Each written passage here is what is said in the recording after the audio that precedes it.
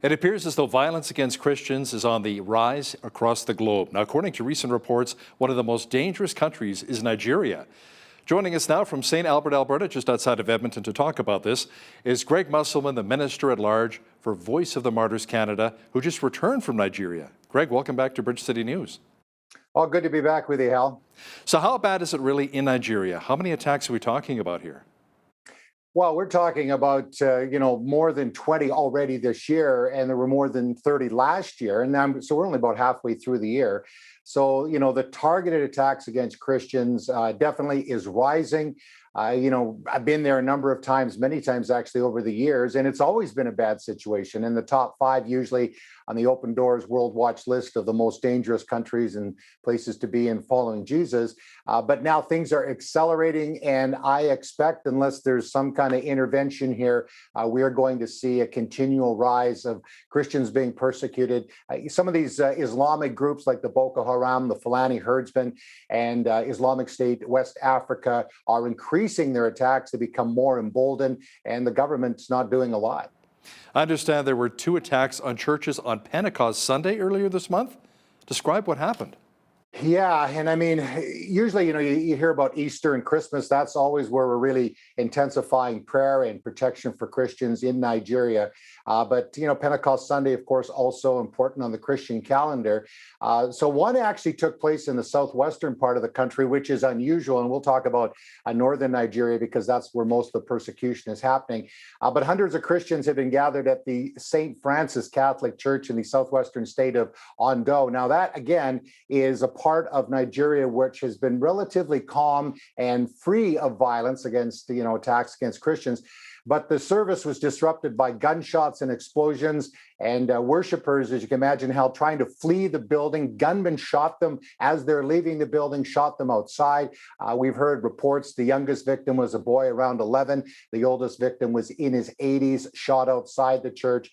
And when the bloodshed was complete, dozens lay dead. It is heartbreaking. I see them often, and it reminds me of just how evil these things that are perpetrated against the followers of Jesus. And then the surviving victims, they were rushed to hospital with injuries. And I actually did an interview yesterday with Emmanuel Ogebi. He is with a ministry called Justice for Joss. He's in Washington, D.C. He is from Nigeria, and he was recently there. In fact, we were there at the same time, but we didn't get together at that point. But he told me reports are that there have been at least 40 killed, and the number could be much higher than that. And as I mentioned, and if you put yourself into the situation, these believers trying to escape the shooting, and I was in a service on Pentecost Sunday in Winnipeg, and we were celebrating, the coming of the Holy Spirit, how the church began. And just think, a few hours before, our brothers and sisters were being killed. So this went on for about 20 minutes at this church in southwestern Nigeria. The perpetrators left. Last we heard, there have been no reports. And the Fulani Herdsmen are believed to be to blame for this. And witnesses, again, outside the church building, they saw 4 people leaving at the time of that attack. So that's just one attack. And again, I think the scary part about this is that this is happening in the southern part of the country. Now, it's bad what's going on in the north, but now we're hearing that these Islamic groups are actually hiding in the forest. They've set up camps, and they are preparing to wage even more attacks on the believers in the south as well as in the north. Are some of these extremist groups also attacking some of the Christians in the south for their livestock? Well, that's what the Fulani Herdsmen are about. And when you look at sort of the history of these folks, they're nomadic, and, they graze their cattle. And I've seen them actually when I've been in Nigeria. And again, let's just please, understand that most Fulani people are peaceful.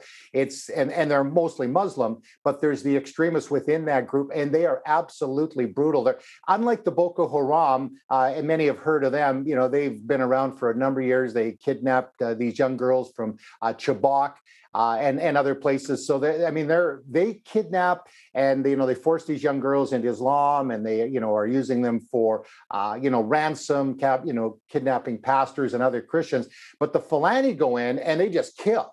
and they're brutal in the way they do it, and just such horrible ways.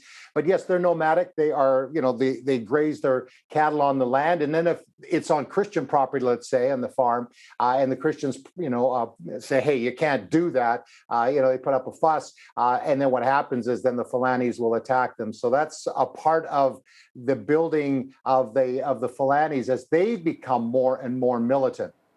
So why isn't the Nigerian government doing more to stop these vicious attacks? That is the question that every time I do my podcast Closer to the Fire, I ask those questions. As I mentioned, I was talking to Emmanuel Ogebi with Justice for Joss and saying, why is the government not doing more? And there's a number of reasons for that. I believe that they may not have the ability to do it. And I don't think there is really that. They're not that motivated. In fact, one of the things that is really disturbing, there was another attack that took place in Kaduna State, and that's in the north, and that's where there's been more attacks. And so this is, again, on Pentecost Sunday. So this will just give you kind of an example, Hal, of the government not only not being able to protect the Christians, but they may even be involved in some of these attacks. So again, Pentecost Sunday, June 5th, the same church, or that day that we just talked about, Catholic church there, and dozens were killed, and 32 people in 4 villages in that area in Kaduna were killed. And the report that Emmanuel was telling me about is they heard from, the victims and, their families as they were, looking over what had happened, is that when the word had got that these militants were coming on their motorcycles, the government was called. And a military helicopter was actually flying in the area. And instead of shooting at those that were perpetrating this, they were shooting at the Christians who were in the forest, and 32, believers were killed. And so now we got a situation where it's not only the government not doing enough to protect the Christians, in some cases they actually may be involved. And we've heard other situations as well where the Christians have, called on the military because they, get word that these militants are coming, and the government doesn't do anything. And the soldiers are in the area and they say, well, we didn't get the orders to stop this attack. And by the time it's over, dozens of Christians are killed. Now, a lot of this information, obviously, you're getting secondhand from some of your sources down in Nigeria. But when you were in Nigeria, Greg, did you see some of the devastation and maybe the remnants of what was left behind from some of these vicious attacks? Definitely. I mean, where we work, just outside of Jos, it's called Christian Faith Ministries, run by a couple from Australia, Kent and Ruth Hodge. And they set up a compound 15 years ago in that area. This is the central part of Nigeria, a Bible school. And out of the Bible school during that time, they just saw the needs. There were victims of violence and the trauma. The kids now, they lost mom and dad. They don't have any way to support themselves, have no education. So they've come there. And so when I was there 4 years ago, this is all before COVID hit, there were probably 300-400 kids in the school. Now there are more than 1,200.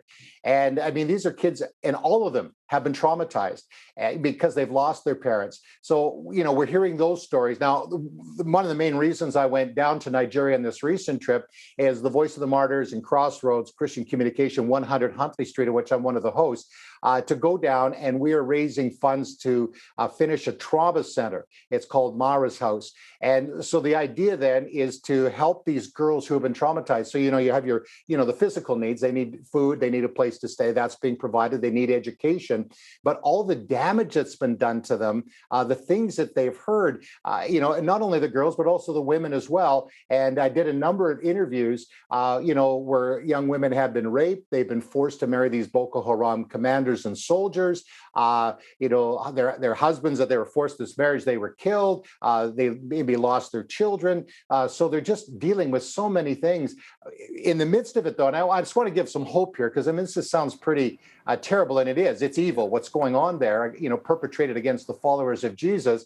But in the middle of all that, we're hearing these amazing faith stories. So many folks from a Muslim background have come to know Jesus, and that's in many cases the reasons that they're attacked, trying to force them back into Islam, and then they suffer brutally.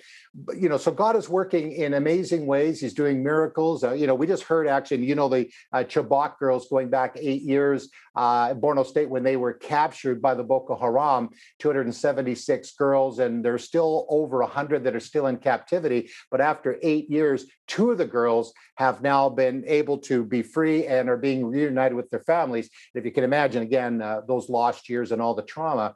But so there's some really good stories in the midst of all the pain and the struggle. But there's also a lot of fear because things are ramping up in the north. There's more attacks. And as we've just been talking about, things are starting to also become more tense in the south as well. But, having been there, hearing the stories, the sadness and the pain that so many of our brothers and sisters in Christ are going through, it's very difficult to hear the stories.